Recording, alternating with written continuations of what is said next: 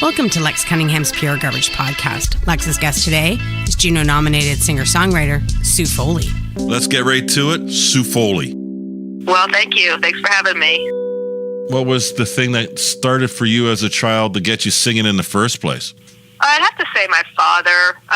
My father played Irish music and country music, and he just banged on a guitar all the time. You know, it was just one of those things. And then I have three older brothers, and they all picked up the guitar, and just seemed pretty natural for me to gravitate towards it too. There was always guitars just around the house, and people playing them. So yeah, the youngest girl just picked it up. Now, you were originally born in Ottawa, Canada? That's right. Well, I've been in the South for quite a while. I lived in the South in Austin throughout the 90s, and then now I've been back, and I lived in Tennessee, North Carolina, and Texas for the last 6 years. So, yeah, it kind of rubs off. Your musicality or your songwriting, professional songwriting, has gone back to 1992. Am I wrong with that assumption? No. I started putting originals on my first album, Young Girl Blues, and that was released in 1992. And here you are today. So I want to get back to when you first picked up the guitar.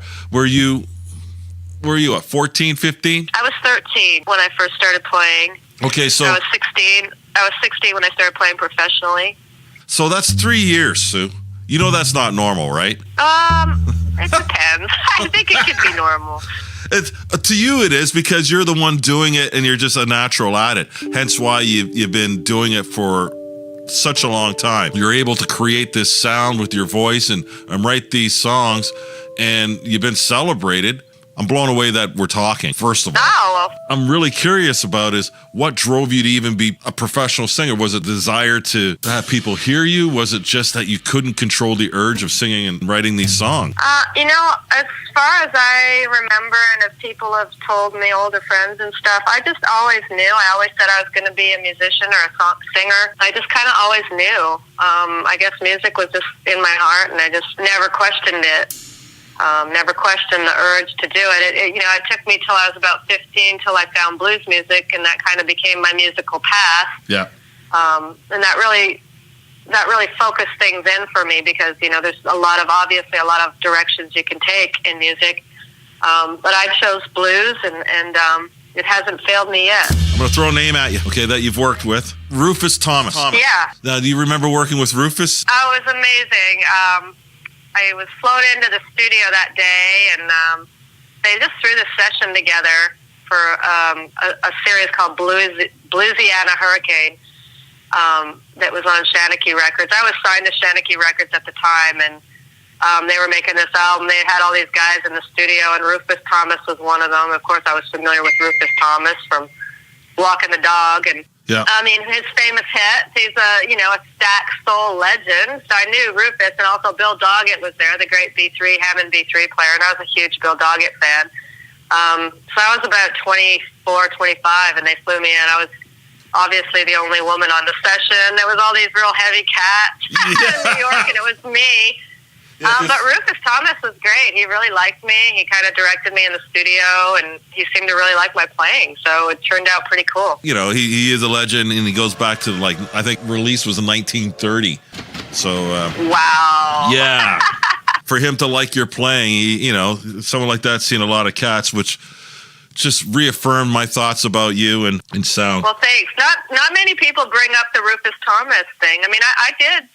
Living in Austin during my 20s, I got to play with a lot of older blues guys, from Albert Collins to Buddy Guy to just all kinds of guys that are no longer with us that came through Austin. Austin was a real hotbed for blues at the time, but Rufus Thomas was just one of those things that was one day, and it just kind of came and went, Trust me when I say this, it's one day that, many people wish they could have 3 minutes with. You had one day. So, yeah. Oh, nice of you to bring it up.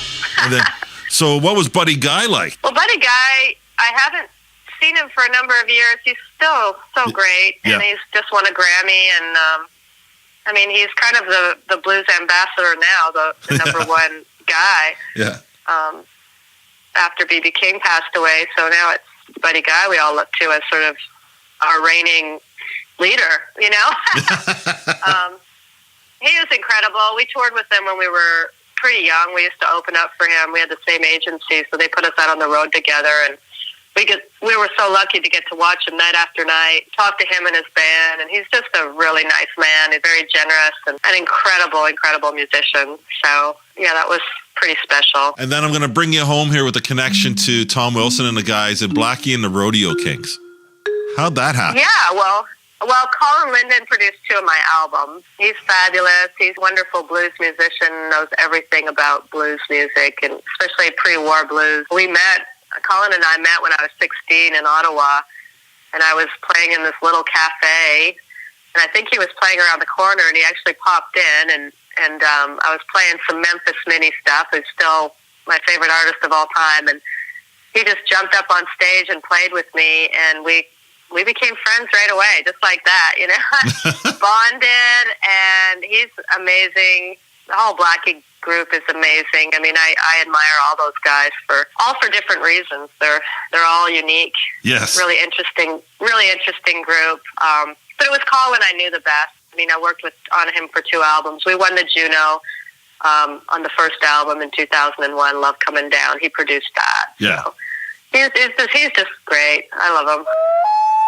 Is there any place in Canada that you get to where you're playing and you're just like, man, I don't want to leave this place? Do you have a favorite destination, Sue? To get out there very often, but the East Coast, yeah. I gotta say I love it out there. I mean, we go to Toronto quite a bit, and I've really grown to love Toronto and the music scene there. I've got a lot of friends. They've got, great players there, and I mean, it's always good to. The Ottawa Valley is my home base, so that's more of a family thing. But I gotta say, down east, man, it's pretty cool. Now, in the United States, would it be Austin? Yeah, I'm living in Austin. It's filled with so much music. It's so eclectic, and it has its own scene within a scene, I do believe. Yeah, it's got several scenes within the scene. Austin's got some great blues musicians, but there's also a tremendous singer-songwriter sort of scene, and alt country and traditional country, and then you've got some great Mexican music that comes out of San Antonio and down through the Gulf Coast. Yeah. So yeah, it's very rich in sounds here, and culturally speaking, there's just a lot of stuff. So. Are there people upcoming that you're trying to work with, you're reaching out to, or is there any opportunities that have ever been missed in which, man, I wish I worked with this person or that person? Geez, that's a tough question. I mean, there's people I've dreamed I'd like to work with, but they're so out of reach. People like Van Morrison or Bob Dylan or something. Yeah. Yeah. Well, not really out of reach for you. I feel really fortunate to have been able to work with the people I work with. Yeah.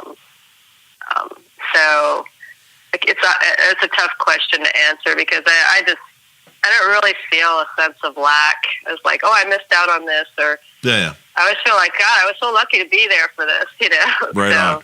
Do you find any comparison to Bonnie Raitt come towards you at all? Yeah, when I first started out, I was starting out in the early 90s, and that's right when Bonnie Raitt got really big. Yes. And there was a handful of us, women blues guitar players on the scene at the time. It's me, Debbie Davies, Deborah Coleman, Joanna Connor.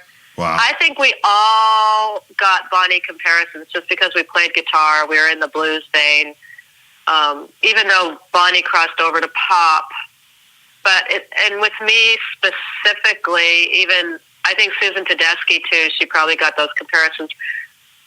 But for me personally, I had red hair and I played guitar, and so people would always say, "You sound just like Bonnie," and I'm like, "Well, I don't play slide, and no, you don't. I don't have a raspy voice, so Nope. I'm not sure why I sound like Bonnie." But people just would see a redhead with a guitar and think Bonnie Raitt, and that's great because Bonnie really blew everything open. I really think she changed the paradigm. The paradigm changed as far as women in guitar when she broke through. And I don't think people give her enough credit for that, but I really noticed a shift between when she was there and then when she broke through and how many women were playing guitar till 10 years later, how many women were playing guitar. It's huge, a huge difference. Yeah, I found like Tracy Chapman did something for women as far as, I guess, the songwriting aspect of it. and the anomaly of having a lady playing guitar and doing the folk thing. And then I found Bonnie Raitt. Yeah, women could play a so-called stereotypical type of strong man blues and do it her way, in my opinion. Like basically single note lead guitar playing, which really hadn't been done by that many women up until that time. I mean, you can name it on one hand. Right? Yeah. So I think she really changed the whole scene. And like I said, I'm not sure people have really given her the creds for that. But I certainly do. Well, I'd like to give you credit for your style, too, because I think your style should be celebrated a lot more. I think you should be celebrated a lot more, particularly here in Canada. I think there's got to be an awareness of your abilities as well as your style. And then your look on top of it. You're a beautiful lady. Okay, yeah, I'll get the sexism out of it. But the actual skill sets... Well, that's a part of the business. I know, okay, there's an attraction. It's the first thing people will notice is how you look. But your skill sets are incredible. Well, thank you. And that's the singing, songwriting, and then the tonality of your voice with what you're reflecting in your songs. And I just wanted to say, wow. It's enjoyed here. So for the folks around the world that are going to listen to this, please pick up Sue Foley. I know it's kind of daunting hearing that and trying to respond to it, but I'm going to... It's really... Thank you very much. You're welcome. It's really nice of you to say.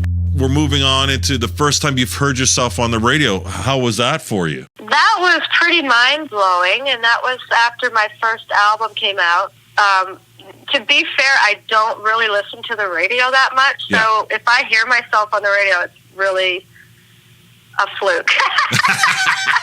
Because I don't really listen to radio all that much. I'm still stuck on my old records and stuff. I kind of study my music in the car. Yeah. But I do remember that whole feeling, and it's still a thrill. Like when we just released the Ice Queen album last year, and I remember we did some radio stuff, some radio interviews, and we turned it on and heard the album. It was great. It's a wonderful feeling. Absolutely. You have family members that also play? All my brothers still play. My father has passed on, but he played his whole life, and my brothers all still pick up the guitar and have guitars around. So, and my nieces and nephews now all play. So my son is a really awesome player. Wow. Yeah, it's good. It's staying alive in our family for sure.